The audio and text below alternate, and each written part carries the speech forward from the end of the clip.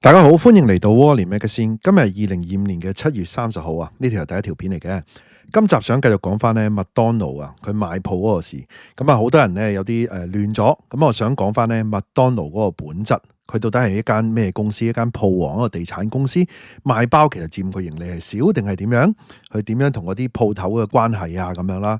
咁啊釐清翻嗰啲譬如又話賣咗俾中資，又話美資，到底係點樣咧？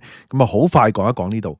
但係咧，最重點就係想講咧，今日咧想講麥當勞點解揸咗幾十年香港嘅鋪頭咁好賺、咁穩定嘅租金，而且自己租翻咧都要全部沽清晒啦。背後咧4大原因啊，我哋亦都會講咧麥當勞啊有幾樣嘢咧，幾乎咧佢一定可以預示得到，而單憑呢啲預示咧，會令佢作出一個咁狠嘅決定啊，狠到一鋪不留咁樣咧沽清添啊！而呢4大原因咧，其中有一樣咧，業主大劑啊！業主大劑咧，唔係淨係因為佢沽貨咧推冧個鋪價，仲有更加大鑊嘅原因啊！唔止係講緊麥當勞噶，咁啊，不如去片啦，同大家咧一一講解啦。喺開始之前，希望大家免費訂閱我頻道 ，subscribe 我 channel，comment like 同埋 share 埋俾你朋友啊！如果可以嘅話咧，免費 join 埋我 Patreon 作為後備。行有餘力嘅話咧，可以喺 Patreon 嗰度咧每個月請我飲咖啡嘅噃。另外咧，我有個最高級別嘅會員，咁啊有額外嘅內容啊，敏感嘅議題同埋一啲付費嘅內容俾大家嘅，多謝大家。咁啊，我上集已經講咗佢一次過咧，即係講緊分批啦，唔係一次過啦，分批咧會沽清佢23間鋪啦，嗰啲核心地段嗰啲唔講啦。咁啊，今次反為想講下咧，即係佢當中咧，大家有啲撈亂咗，有啲觀眾唔知，有啲好清楚啦，係嘛？嗱，要理解咧呢一次放售背後嘅決策權咧，首先要知道咧麥當勞嗰種營運架構啊。嗱，早喺2017年咧，麥當勞咧就將中國內地同埋香港嘅業務咧，大部分嘅經營權，你記住係佢個經營權啫，咁啊出售俾咧中資主導嘅中信資本聯盟啊。不過咧美國公司咧，即係美國嘅麥當勞總公司咧，冇完全走人噶。當時咧仍然係保留翻20% 嘅股權噶，咁啊後來咧更加咧增加到48%。嗱，呢度有詳細，你哋可以 cap screen 自己去睇睇啦。2023年11月又買翻啲咁樣諸如此類啦，當中嗰啲咧唔詳細講啦，因為個重點唔喺呢度啊嘛。嗱，而咧中信資本咧係有52% 股權噶啦，講緊佢個營運啊 operating 啊，唔係佢 own 咗個 brand 啊營運啫。咁啊即係話咧麥當勞咧仍然有咧接近一半嘅話語權，而香港麥當勞咧依家每日咧講緊營運緊260間店左右啦，唔到260啦，正正咧係由呢間咧中資合營公司去經營嘅。嗱，不過咧講到麥當勞嗰個商業模式啦，呢個都重要嘅呢度啊。其實咧你以為佢淨係賣漢堡包咩？你睇真啲，原來麥當勞真正賺錢嘅咧，唔係賣漢堡包啊，唔係賣餐啊，而係咧佢做地產啊，做地產大王啊。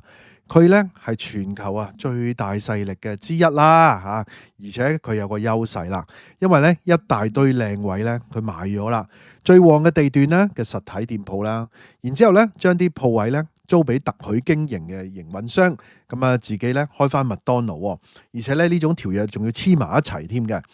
咁呢種模式好處係咩咧？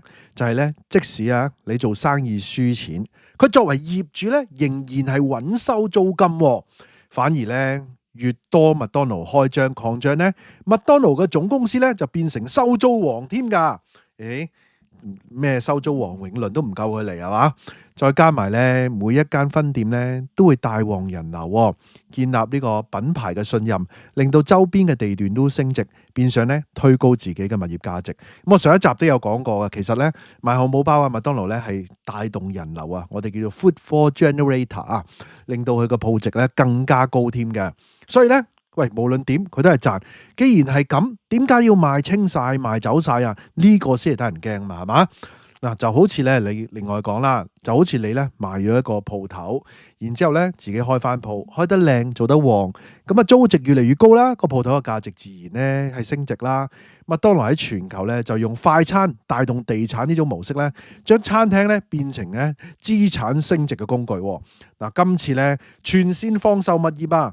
亦係咧一張過去幾十年，你諗下香港啲鋪頭去賣咗幾十年，80年代啊、90年代一路都有賣嘅，將呢個快餐店快餐升值地產嗰種成果咧，好似咧變成一個好時機，或者係話一個危機咧，或者係一個要處理嘅嘢咧，哇！即刻咧要賣走晒佢咧，你唔通大家以為佢真係為咗賣漢堡包係賺好多錢係嘛？賣到咁平，點解咧咁樣？咁啊原來咧地產先至係佢最主要個核心業務之一喎。好啦，咁我哋都想同大家盤點咧，佢4大原因。既然係咁樣，呢個 business model 幾好，佢都坐定粒六贏硬噶啦，而且咁正嘅核心嘅地段去都要賣。咩原因呢？原因之一咧，其實咧香港咧即將進入一場咧鋪王地獄級別嘅租金大屠殺啊！哇，點解咁講啊？嗱，你要記住，頭先你見到佢嗰個股權架構啊，原來佢營運都有4喺入邊嘅，原來佢營運佢都仲有股份喺入邊噶，咁咧佢絕對唔會唔知發生咩事。就算佢營運，佢冇份，你覺得佢作為一個連鎖店，作為一個營運鋪頭加零售嘅一個巨頭，佢會唔會唔知道嚟緊會發生咩事呢？就係咩呢？相信呢，佢嚟緊200幾間鋪，嗱，佢而家賣咗23間鋪啫，佢真係得23間鋪賣走晒。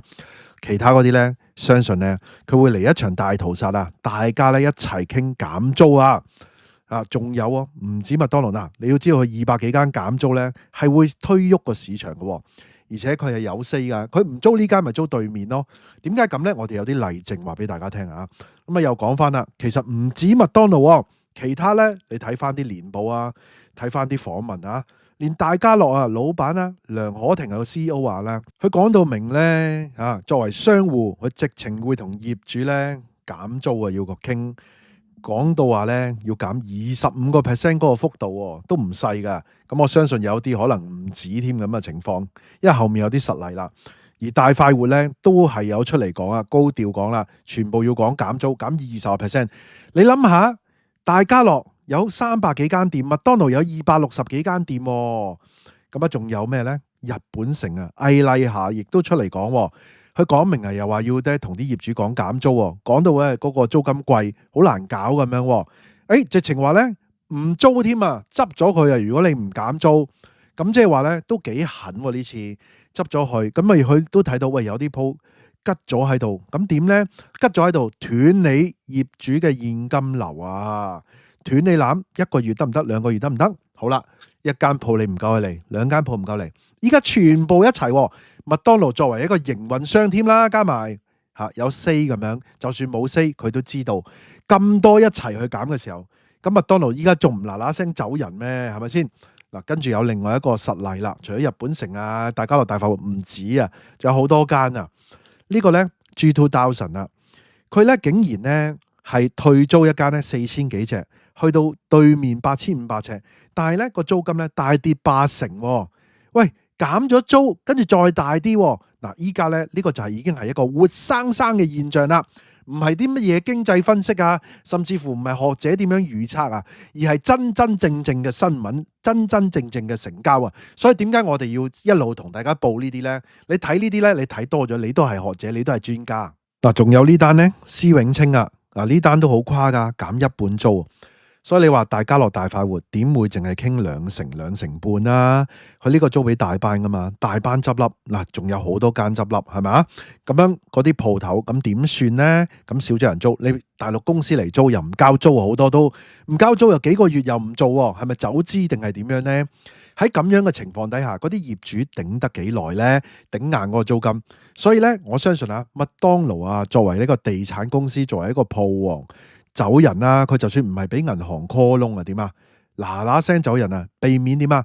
避免成為咧業主大屠殺嘅其中一個業主啦，咁樣咯。好啦，第二啦，咁啊，我相信咧就係地緣政治升溫呢樣嘢啦。咁大家都知啦，阿 Trump 就好中意食麥當勞包啊。咁啊喺好多場合啦，私人飛機又食去麥當勞，又走去競選嘅時候又去炸薯條，又去做麥當勞員工。咁你話咧，佢啲管理層？你話同嗰個政府嘅關係咁可想而知啦。咁相信咧咁大嘅地主，咁大嘅所謂快餐集團啦，全球最大噶啦。咁啊點會唔知一啲地緣政治嘅風險升溫啦？作為一個美資喺香港，其實佢2019年咧已經不斷賣鋪頭噶啦。咁我見到咧有好多新聞，好多人都講咗啦。我亦都唔喺呢度咧特別再講啦，想 keep 條片啊短啲啦。咁一路賣鋪頭，今次咧。應該去到下一個分水嶺之前咧，全面咧撤資啊！嗱，佢全面撤資咧就唔係撤晒佢嘅營運嗰度咧輕資產啫嘛，佢撤晒啲重資產，萬一有咩事都唔會成為咧中美角力嗰個磨心中間啊！當然啦，我哋唔想有咁樣嘅角力啦，唔想成為磨心，但係咧在商言商啊嘛，人哋做生意嘅啫嘛，嗱聲一撤走，記唔記得美國領事館都係賣晒啲物業走啊咁樣咯？咁所以咧，美資喺呢個時候咧作出一個可以話係一個撤資嘅決定嚟㗎。咁當然啦，有拗啦，快餐店冇執，咁梗係啦，快餐店賺錢點解要執咧？而且大部分係中資添。我自己係比較擔心咧，最多係嗰個地緣政治。你話殺業主租啊，殺成嗰啲都係嗰啲業主崩堤啦，啲鋪頭租金嗰啲，如果咁樣殺法一半咧，鋪價大鑊嘅，其實係業主大鑊嘅。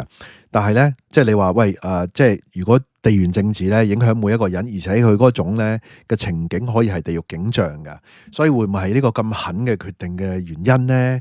好啦，第三個原因咧，我就想講啦，基本上咧，麥當勞就睇到咧，基本上係香港嗰個模式嘅轉變咗啊。點解咧？因為咧，佢係一個結構性嘅一個深層嘅一個轉變啊。你睇到麥當勞過去咧，2003年啊，金融海嘯啊，亞洲金融乜乜乜啊，佢全部都唔賣鋪頭喎。而今次點解賣咧？佢睇到一樣嘢啦，其中一樣嘢咧，香港融入大灣區嘛，而香港咧嗰個鋪頭嗰個租金同埋嗰個鋪頭嘅價格咧，同大陸咧有一個好大嘅 gap 啊！咁如果你融入大灣區嘅時候，深圳嘅鋪平咁多嘅時候，咁點解麥當勞點解唔買大陸鋪咧？嗱，你要記住喎，佢喺大陸個模式佢都係唔會買鋪嘅喎。依家咧變咗將香港咧同大陸個經營模式一樣啦，因為佢睇到咧香港同大灣區融入咧，首先要競爭呢一樣嘢。首先要競爭，即係話咧兩地嗰個鋪位個價錢咧會拉近啊！你如果依家呢刻鐘呢個租金嘅水位仲未殺租未成之前，佢用呢個水位去定價，去將個鋪頭賣出去，咁佢係咪應該係即係 cash out 咗先啊？鎖定咗個利潤先啊？咁好過之後咧劈價之後，甚至乎個鋪嘅價格同大灣區融合，你首先競爭咪融合咯，融合跟住嗰個價錢咪差唔多咯。咁佢咪會損失咯，所以佢咪喺呢個時候喺融合嘅過程之前行得快之前咧，佢甩身賣走晒先咯。其實在商言商冇話唔啱㗎喎，呢樣嘢又係嘛？第四個原因咧就係本質上咧嗰個消費模式嘅改變啦。咁呢個消費模式改變咧，不得不咧令到佢要調整，將咧快餐模式咧去增值佢個地產業務啊，扭曲自己。嗱，你喺去大陸，佢本身已經扭曲自己啦。大陸佢係冇買啲鋪噶嘛，係嘛？咁香港變翻呢個模式，因為咧消費者嘅行為大變改咯。雖然咧佢都係賺錢，係嘛？200幾間佢繼續會做，但係咧外賣平台嘅興起，網購啊、流動支付呢啲啦，咁啊呢啲外賣平台咧又 cap 你一大筆，咁啊仲加上咧又話咩送貨啊、低空經濟嗰啲唔知得唔得啦？依家係得啖笑啊，但係咧未來會唔會越嚟越盛行咧？實體鋪咧嗰個業主嚟講，唔係一個好消息嚟噶，咁佢作為亦都係業主啦，咁啊長期嘅租戶，就算有自己租翻，佢都係睇淡，咁所以咧，我覺得咧呢4個原因咧，唔係一個原因咧令佢咧作出一個咁狠嘅決定，去揸咗咁多年嘅鋪頭，係嘛？有啲好似80年代買入咧，都沽出去，簡直係匪夷所思啊！而家呢4個原因咧。大家你覺得合唔合理啊？佢咁樣估法嚇嗱，今集嘅內容差唔多啦，大家唔知有啲咩睇法咧，不妨喺下低留言啦。大家都聽到嚟呢度啦，希望大家 like 埋呢條片啦 ，share 埋俾朋友，記得未 subscribe 嘅要 subscribe 埋啊，可以嘅話 join 埋我 Patreon啦，多謝收看，拜拜。